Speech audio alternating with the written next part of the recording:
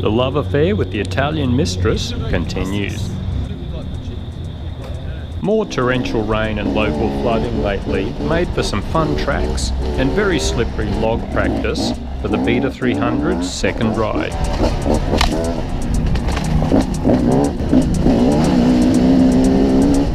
We hadn't been to see the mother log for ages. In fact, we've been doing bugger all log hopping lately, so figured it was time to get some good practice in. It was the first attempt at a larger log for two of the guys, so we did some spotting for each other to minimise the risk and allow more focus. Beaten the log, sometimes the log still bites back when you do the celebratory wheelie.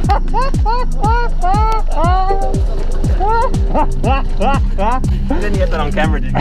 Yeah. How do you feel? Couldn't believe Andrew was game to tackle this when he's only just back into dirt riding after a 25-year break. That's it. Personally, I wasn't game to tackle a mother log until about 6 months ago. That's it. Bigger logs tend to be a mind game.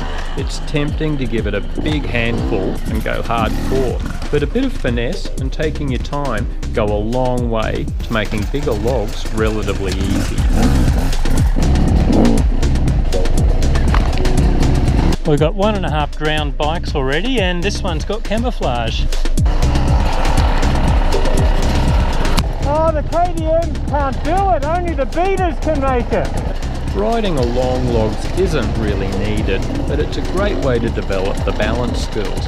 It's handy for those times when you're riding along a ridge between ruts, but it also has all sorts of benefits for balance and using your body weight instead of steering. It looks dead easy, but a rut down the middle of this log complicates things. And it's weird how just being 12 inches off the ground makes it psychologically harder. Get it wrong and you can't put a foot down to save yourself.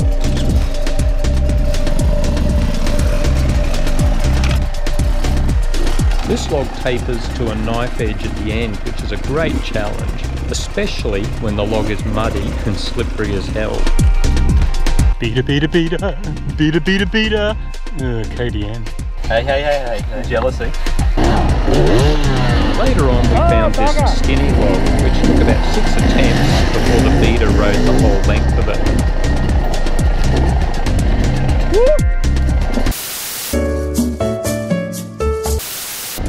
So how's the beater going? I'm still not game to do anything silly on it yet until all the protective gear arrives. But it's still very confidence inspiring, so I'm keen to get into it. This engine is so sweet. As I said before, heaps of low down grunt, but it doesn't break traction easily. Then it smoothly builds all the way to the higher revs, and it goes like a cut snake when the revs are up. But there's no hint of a power band kicking in. I'm sure we could play with the power valve adjustment to get a solid hit of power, but for our style of riding and Gumby skill level, why bother?